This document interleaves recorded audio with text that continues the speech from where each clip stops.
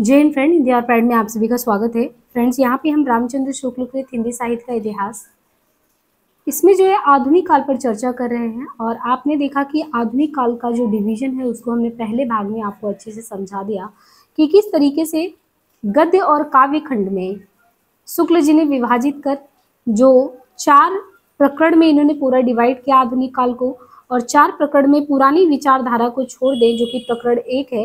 इसके बाद जो प्रकरण 2 है, 3 है, 4 है, जिनको इन्होंने क्रमशः 1900 से 1925, फिर 25 से 50, 50 से 75, इसके बाद आज तक में इस तरीके से प्रथम उत्थान काल, द्वितीय उत्थान काल, तृतीय उत्थान काल करके विभाजित किया है।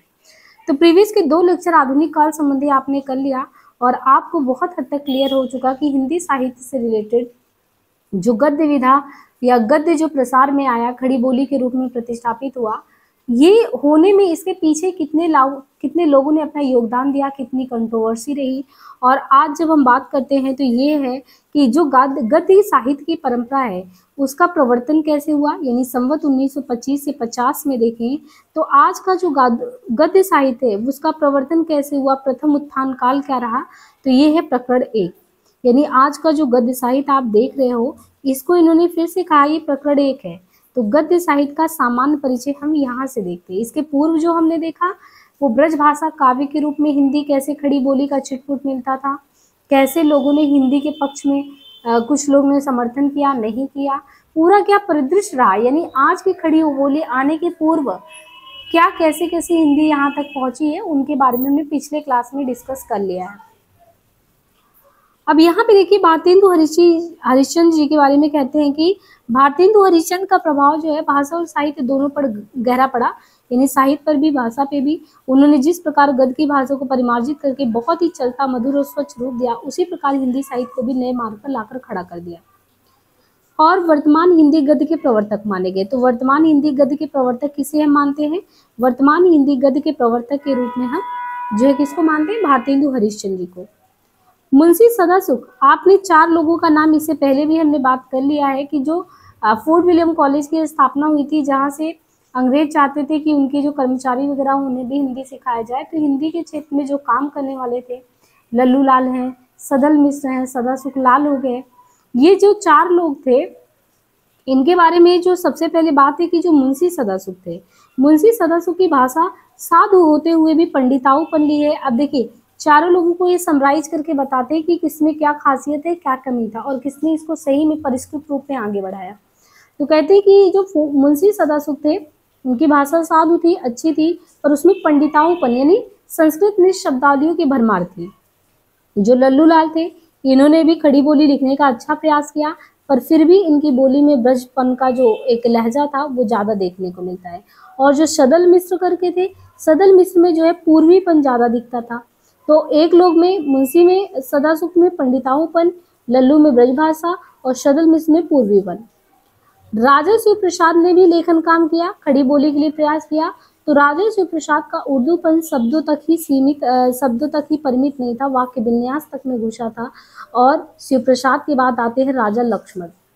इनके बारे में ये कहते हैं कि जो राजा लक्ष्मण हैं इन्होंने भाषा विशुद्ध और मधुर तो अवश्य थी इनकी, पर आगरे की बोलचाल में पुट उसमें कम नहीं था, यानी आगरे का क्योंकि थे तो वो बोलचाल का पुट उसमें था, वो कम नहीं था, ज़्यादा ही था।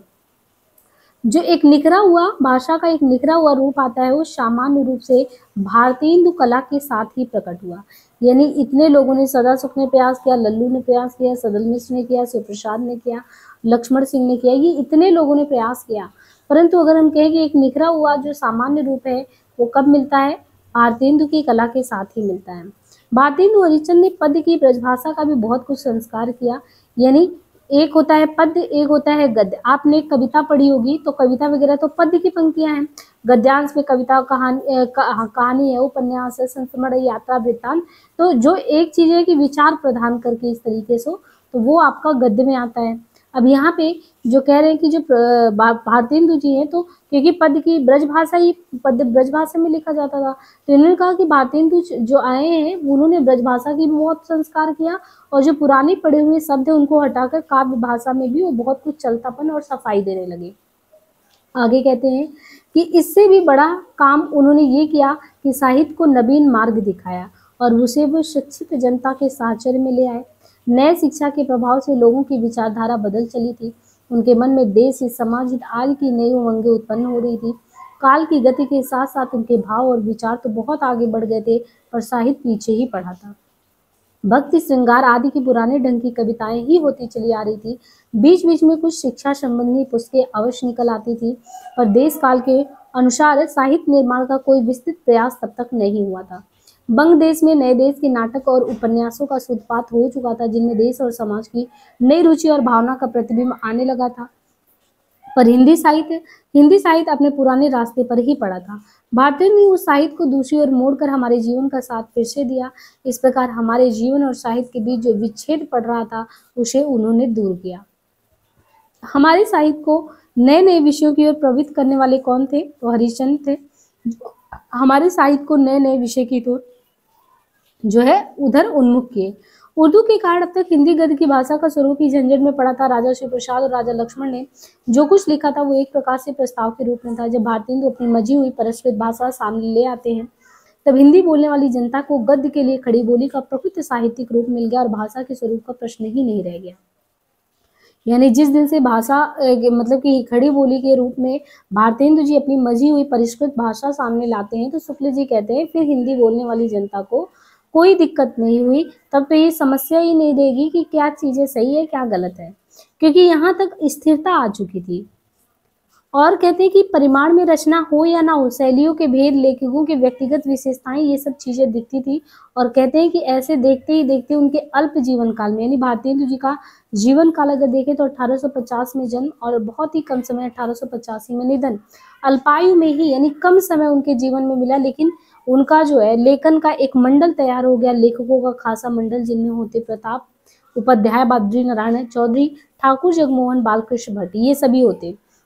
इन लेखकों की शैलियों में कहते हैं कि व्यक्तिगत भिन्नता थी, यानी प्रताप नारायण हो, उपाध्याय, बद्री नारायण हो, जगमोहन हो, सब लोग लिखते भले ही अलग अलग थे, भिन्नता भले ही व्यक्तिगत भिन्नता अलग अलग थी, वो चीज दिखती थी। लेकिन जो दो चीजें कहते हैं कि भारतेंदु में हमें विशेष रूप में जो दो प्रकार की शैली का व्यवहार पाते हैं, एक तो भारतेंदु जी में एक भावावेश की शैली दिखती है, दूसरी भावावेश के अलावा उनके तथ्य निरूपण की शैली है। तो भावना की बेस की शैली और तथ्य निरूपण की दूसरी।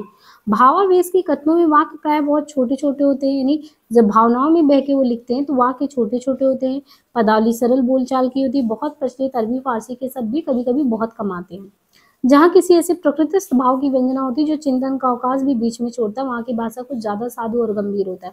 वाक्य भी कुछ लंबे होते हैं पर उनका अन्वय जटिल नहीं होता। और जब बात आती है तथ्य निरूपण की, तो कहते हैं तथ्य निरूपण या सिद्धांत कथन के भीतर संस्कृत शब्दों का कुछ अधिक मेल दिखाई पड़ता है। एक बात विशेष रूप से ध्यान देने की है कि वस्तु वर्णन और दृश्य वर्णन में विषयानुकूल, मधुर और कठोर वर्ण वाले संस्कृत शब्दों की योजनाओं को जो प्राय समस्त और सानुप्रास होती है, चाल सी चली आई। भारतेंदु में ये प्रवृत्ति हमें समानता नहीं देखने को मिलता। तो वैसे तो सारे लेखक अलग अलग हैं भारतेंदु मंडल के, उनकी लेखनी भी अलग है, व्यक्तिगत विभिन्नता भी है, लेकिन जो शुक्ल जी ने कहा है कि जो भारतेंदु जी में खासियत थी, एक तो उनके लेखन का भावावेश शैली, दूसरा तथ्य निरूपण की शैली, ये दो चीजें थी। भावावेश में किस तरीके से लिखते थे और जब वो सिद्धांत का निरूपण करते तब कैसे लिखते, वो दोनों चीजें बताए हैं। अब आगे कहते हैं कि पंडित प्रताप नारायण, क्योंकि भारतेंदु मंडल में ये भी आते हैं पंडित प्रताप नारायण, इनकी मिस्र की मैंने पंडित प्रताप नारायण मिश्र की प्रकृति कैसी थी, बड़े ही विनोदशील थे, और विनोदशील होने के कारण उनकी भाषा भी बहुत स्वच्छंद थी, स्वच्छंद गति से बोलते, और विनोदशील थे तो उनमें चपलता भी था, भाव भंगिमा भी वैसी के साथ चलता था, उमंग था, मर्यादा का कभी कभी अतिक्रमण हो जाता था। और इनके बारे में ये कि पूर्वी कहावतों और मुहावरों की बौछार भी ये छोड़ते चलते। तो कुल मिला के जो प्रताप नारायण थे बहुत ही विनोदशील थे, चपलता, चंचलता, स्वच्छंदता सब कुछ था।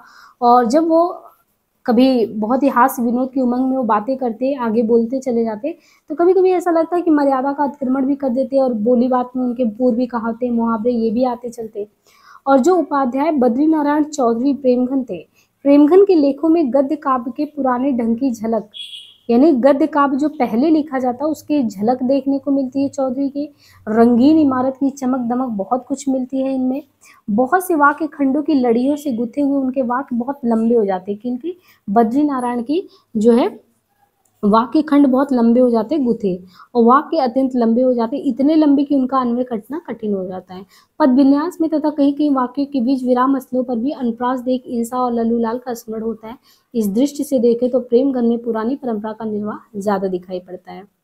मतलब ये कहते हैं कि प्रेमगन ने जो है परंपरा का निर्वहन अच्छे तरीके से किया और लोगों की तुलना में। अब बात आती है पंडित बालकृष्ण भट्ट। तो पंडित बालकृष्ण भट्ट की भाषा जो है, कहते हैं कि पंडित बालकृष्ण भट्ट की भाषा अधिकतर वैसी ही होती थी जैसे खरी खरी सुनाने में काम में लाई जाती। जिन लेखों में उनकी चिड़चिड़ाहट झलकती वे विशेष मनोरंजक हैं। नूतन पुरातन का वो संघर्ष काल था। तो पंडित बालकृष्ण इनकी क्या लैंग्वेज है, इनकी ज्यादातर वैसी ही होती जैसे खरी खरी किसी को सुनाया जाए, खरी खोटी, बिल्कुल वैसा ही। कहते कि जब बोलते थे जैसे चिड़चिड़ाहट झलकता था, लेकिन फिर भी वो मनोरंजक होता था। और कहते हैं कि समय के प्रतिकूल पुराने बद्ध, यानी समय के प्रतिकूल यानी समय के अनुकूल नहीं, प्रतिकूल पुराने जो बधे हुए मूल विचार हैं उनको उखाड़ने और परिस्थिति अनुकूल नए विचारों को जमाने में उनकी लेखनी सदा तत्पर रहती। भाषा उनकी चटपटी, तीखी और चमत्कारपूर्ण थी। किसकी? बालकृष्ण भट्ट की। तीखी, चटपटी और चमत्कारपूर्ण थी। ठाकुर जगमोहन सिंह की शैली कैसी थी? तो ठाकुर जगमोहन सिंह की शैली शब्द शोधन और अनुप्रास की प्रवृत्ति के कारण चौधरी बद्रीनारायण की शैली से मिलती जुलती थी। ये चीजें थी। आगे कहते हैं कि हरिश्चंद्र के बारे में देखें तो हरिश्चंद्र काल के सब लेखकों में अपनी भाषा की प्रकृति की पूरी परख थी।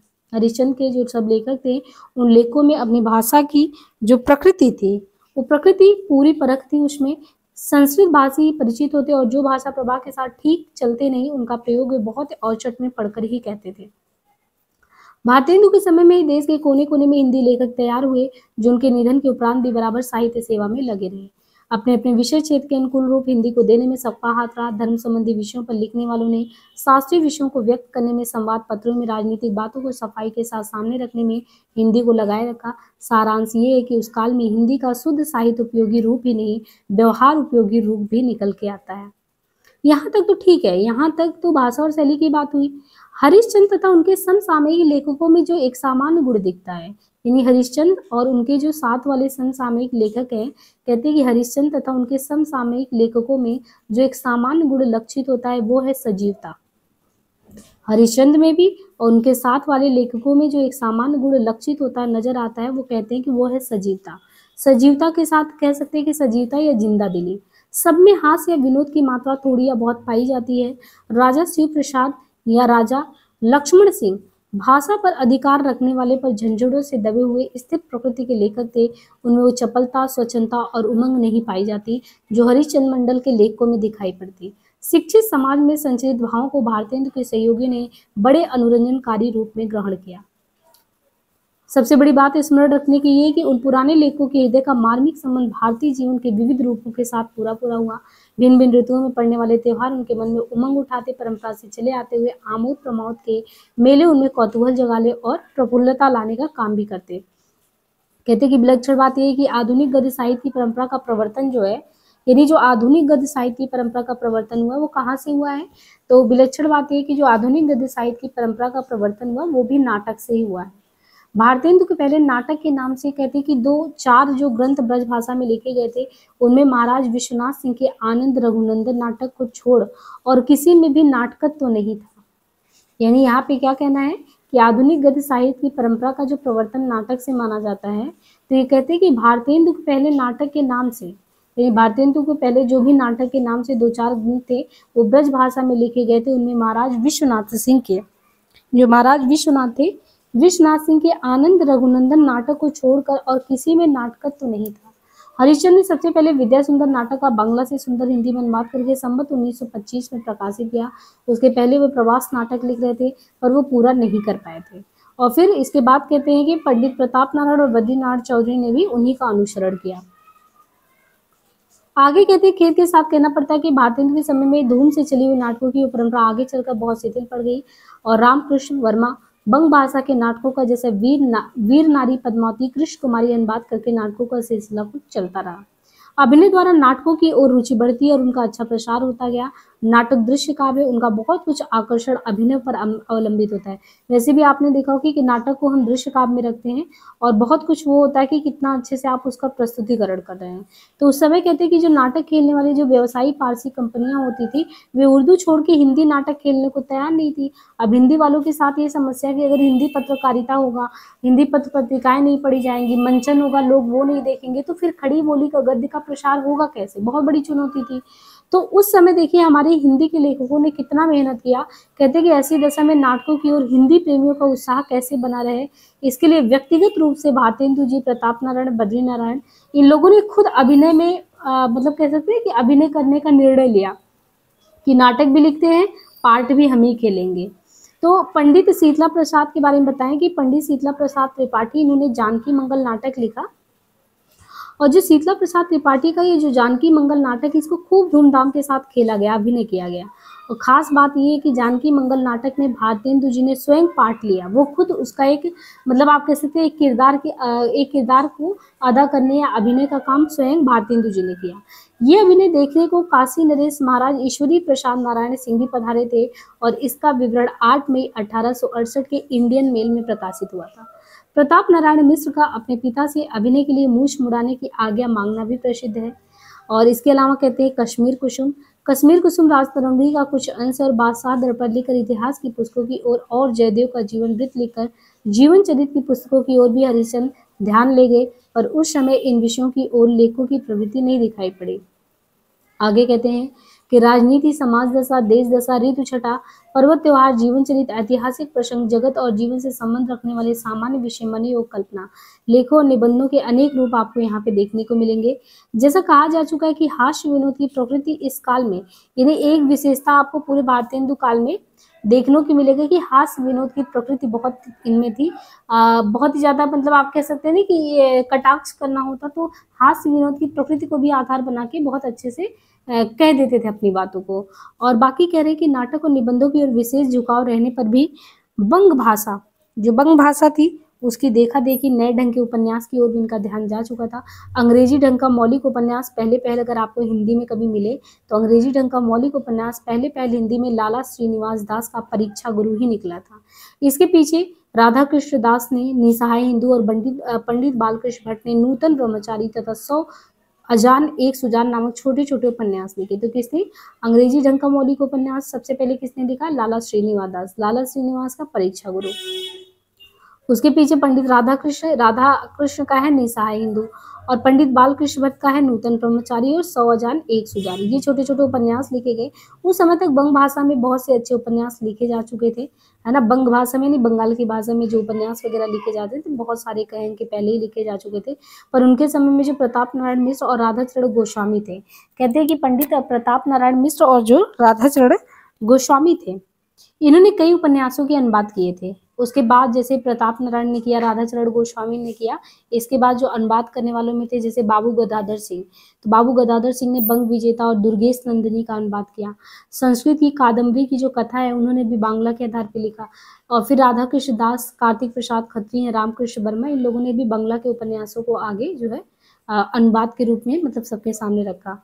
और कहते हैं कि जो प्रथम उत्थान है इसका अंत होते होते, यानी पहला उत्थान को 1925 में जो मान के चल रहे हैं, तो शुक्ल जी का कहना है इस तरह जो प्रथम उत्थान का मान लो अंत होते होते जो अनुवादित उपन्यास होते थे वो ढेर सारे हो गए। लाइन लग गया कि हाँ ढेर सारे लोग उपन्यास का अनुवाद करने लगे। फिर कहते हैं कि कुछ तो अनुवादकों का अपनी भाषा पर वैसा अधिकार नहीं था। अधिकांश अनुवादक प्राय भाषा का ठीक हिंदी रूप देने में असमर्थ रहे थे। अब जो है हिंदी जो गद्य है, हिंदी गद्य की सर्वोत्तम गति का अनुमान इसी से हो सकता है कि 2500 पत्र पत्रिकाएं जो है हरिश्चंद्र जी के जीवन काल में खड़ी बोली में सबके सामने आने लगी थी। और ये जितनी पत्रिका नाम है पत्रिका का, यानी 25 पत्रिका का नाम बिल्कुल आप कंठस्थ कर लीजिएगा कौन सी पत्रिका कहाँ से किस सन में निकलती है, क्योंकि पत्र पत्रिकाओं से उन क्वेश्चन को जरूर जो है एनटीए से लेके सारी हिंदी से जो भी प्रतियोगी परीक्षा होते हैं तो एग्जाम के उस पर जो बोर्ड है वो एग्जाम बनाता है शुक्ल जी की प्रमाणिक किताब को मान के। तो ये जिनका भी उल्लेख किया गया है यहाँ से बार बार क्वेश्चन आए हैं। हम साथ ही साथ आपको आधुनिक काल के जो प्रीवियस के क्वेश्चन है अलग अलग स्टेट में असिस्टेंट प्रोफेसर के पेपर में TGT, PGT, DSSB, LT, GIC, GDC जहाँ भी हुए हैं पेपर आधुनिक काल से जो भी क्वेश्चन आए हैं उनका हम 4-5 पार्ट में पूरे आधुनिक काल के आपके क्वेश्चन कराएंगे। आप पढ़ते जाइए, मिलाते जाइए कि कौन से क्वेश्चन कहाँ से आते हैं, किस लेवल के आते हैं। मतलब एक चीज़ आप ये समझिएगा ना, पूरे शुक्ल सीरीज को आप जब देखने बैठेंगे तो आपको लगेगा कि आपकी कितना कॉन्फिडेंस आ जाएगा। एक तो समझ बढ़ जाएगी, ऊपर से आप हर एक टॉपिक से क्वेश्चन देख चुके होंगे। अब इन पत्रिकाओं का नाम हमने यहाँ पे कर दिया है सर्कल में, इसको सारे को आप नोट कर लीजिएगा। पहला जैसे अल्मोड़ा अखबार, तो अल्मोड़ा अखबार निकलता था, इसके संपादक थे पंडित सदानंद सलवास। तो पंडित सदानंद सलवास, अल्मोड़ा अखबार, संवत 1928। हिंदी दीप्ति प्रकाश कलकत्ता से निकलता था और दीप्ति प्रकाश का समय 1929। तो देखिए क्रम है 28, ये हरिश्चंद्र के समय के आसपास की बात बता रहे हैं कि ये संवत में है ना, आप इसको ईस्वी में कन्वर्ट करेंगे 57 घटा के, तो आपका खुद ही पता चलेगा हरिश्चंद्र के समय के आसपास की बात है। और कह रहे कि जो अल्मोड़ा अखबार है ये निकलता था, सदानंद सलवास निकालते थे, संवत 1928। 1929 कलकत्ता से निकलता, कार्तिक प्रसाद खत्री के द्वारा हिंदी दीप्ति प्रकाश। केशवराम भट्ट के द्वारा संवत 1929 बिहार बंधु, ये अभी हाल ही में एग्जाम में पूछा गया नेट के, बिहार बंधु जो है किसका है, तो बिहार बंधु केशवराम भट्ट का है। और सदादर्श कई बार पूछा गया किसका है, तो 1931। और सदादर्श की खासियत है कि ये दिल्ली से निकलता था, सदादर्श 1931 दिल्ली से निकलता, लाला श्रीनिवास दास का है। इसके बाद था काशी पत्रिका, काशी पत्रिका 1933, और काशी पत्रिका जो निकलता था बलदेव प्रसाद के द्वारा, मतलब उनके उसमें। इसके बाद ये जो बीए शिक्षा संबंधी मासिक की पत्रिका थी। इसके बाद है भारत बंधु, भारत बंधु जो तोताराम अलीगढ़ से निकलता 1933। भारत मित्र रुद्रदत्त थे इसके। इसके बाद मित्र विलास, तो मित्र विलास लाहौर से कन्हैया लाल के उसमें। हिंदी प्रदीप निकलता था तो 1934 पंडित बालकृष्ण भट्ट, मासिक निकलता था हिंदी प्रदीप। आर्य दर्पण, तो आर्य दर्पण जो है शाहजहांपुर से निकलता 1934। 1934 मुक्तावर सिंह करके। सार सुधा निधि कलकत्ता से 1935 सदानंद मिश्र। उचित वक्ता कलकत्ता से 1935 दुर्गा प्रसाद मिश्र। सज्जन कीर्ति सुधाकर उदयपुर 1936 से वंशीधर। भारत सुधा प्रवर्तक फर्रुखाबाद गणेश प्रसाद।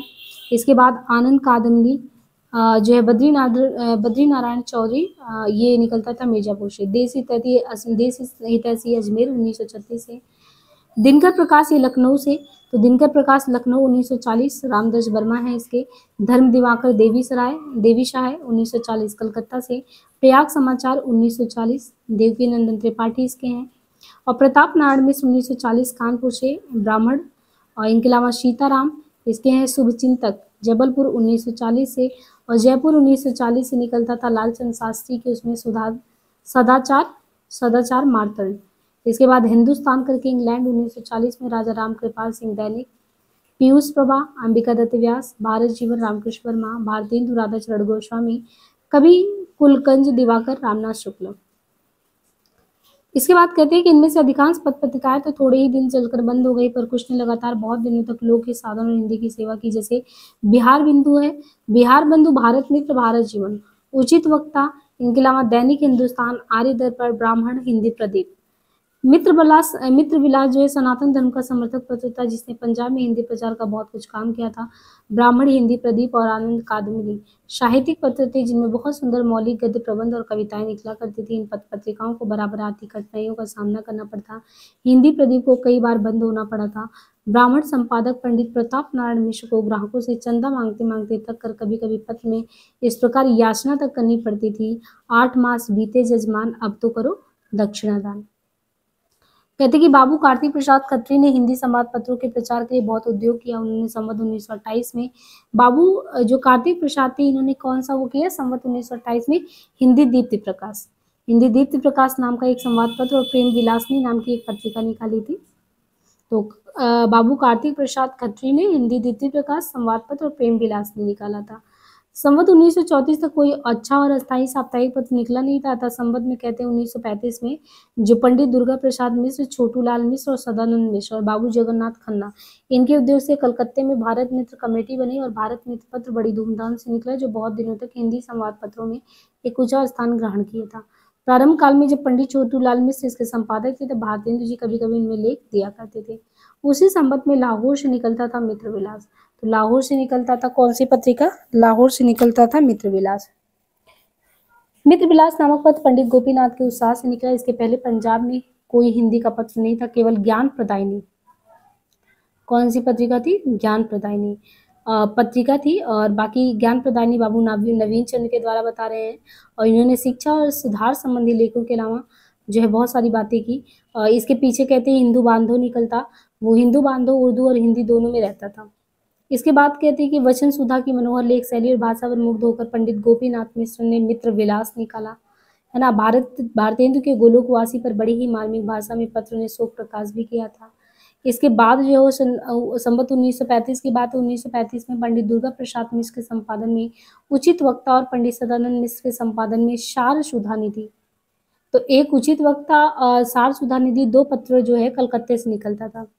इसके बाद काला काकर के जो मनस्वी और देशभक्त राजा रामपाल सिंह जी ने अपनी भाषा की सेवा के लिए खड़े हुए और संवत 1940 में क्या निकाला था इन्होंने, हिंदुस्तान करके, इंग्लैंड से निकाला, जिसमें हिंदी और अंग्रेज दोनों रहता।